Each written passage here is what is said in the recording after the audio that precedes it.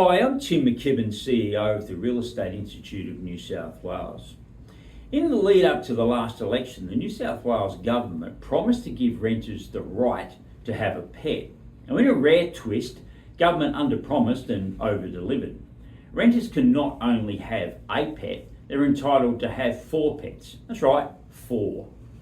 Where having a pet ends and starting your own zoo begins, I don't know. But 4 pets will clearly put you well down that path. There's going to be thousands of rental properties across New South Wales where the number of pets will outnumber the number of tenants. By tenants, obviously, I mean humans. What did we do?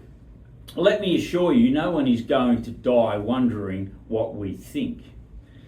We attended numerous stakeholder consultation meetings over the years and lodged 9 submissions advocating against these reforms on industry's behalf. Whilst many of these submissions were confidential, at every opportunity, REINSW, in consultation with our Property Management Chapter Committee, worked to tight timeframes to provide detailed feedback on the proposed reforms, sometimes day and night. Using empirical data, we outlined our concerns about the negative implications that these reforms will have for the industry and provided recommendations as to how they could be balanced and fairer. What did all of our efforts achieve? Well, we took horrendous outcome and we moved it to bad. And that's about what we always do, take horrendous and move it to bad. The sad irony, government is seeking to gain favour with tenants. And as you know, tenants will be the biggest losers. There's just going to be less property. Minister Chanabong, for reasons best known to himself, chose not to burden the community with the definition of pet. So if it walks, flies, slithers, swims, and you feel a connection, congratulations, you've got yourself a pet. Let's be crystal clear. Landlords cannot object to a tenant having 4 pets. And here's the kicker. In your house, not mine. Despite government insisting landlords open up their homes to pets, government properties like Parliament House and the State Library are pet-free zones. Apparently, the therapeutic benefits of animals don't apply to Macquarie Street. Meanwhile, in strata buildings, pets urinating and defecating are welcome in common areas, but not in public children's playgrounds. Health risks, you see. It's a curious logic. What will be harder to live with? Animal smells or the stench of hypocrisy? Might have to leave that one for you to work out.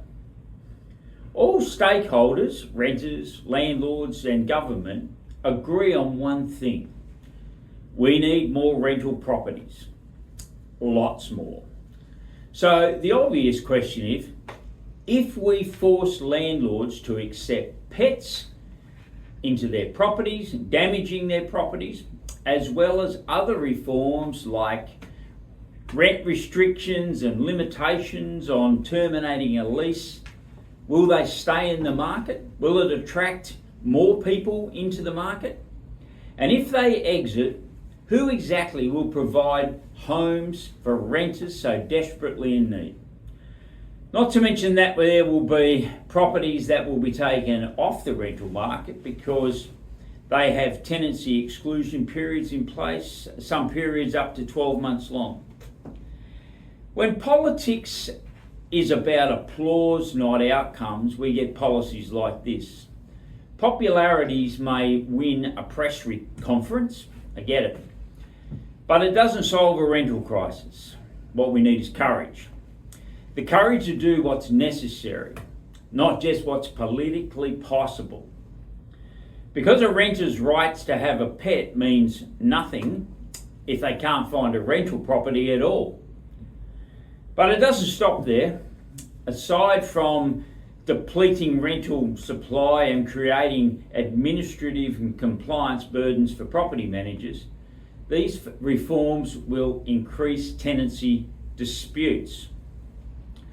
Other matters, such as whether refusal to keep a pet was applicable or whether grounds for terminations were genuine, this could impact the tribunal's ability to hear and resolve disputes in a timely manner. We know from our experience in Victoria that it delayed people getting their matter before the VCAT for anything up to 25 weeks. So we're facing the same thing. And this leads me to the major issue, removal of no grounds eviction. We pointed out that no grounds does not mean no notice. As you know, tenants receive 90 days notice. Despite our strong and logical opposition, stupidity prevailed. In the end, with this, there's one small detail the minister may have overlooked. Landlords and agents vote too.